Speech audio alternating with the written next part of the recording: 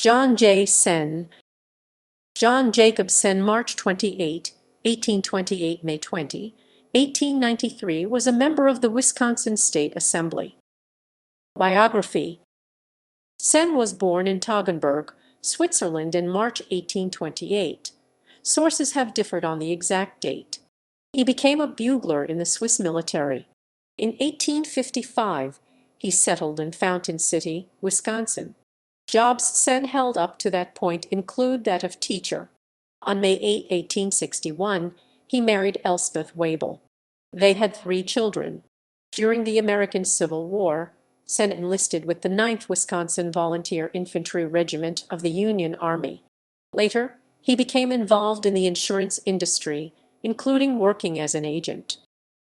Political career. Senn was a member of the Assembly in 1877 and 1878.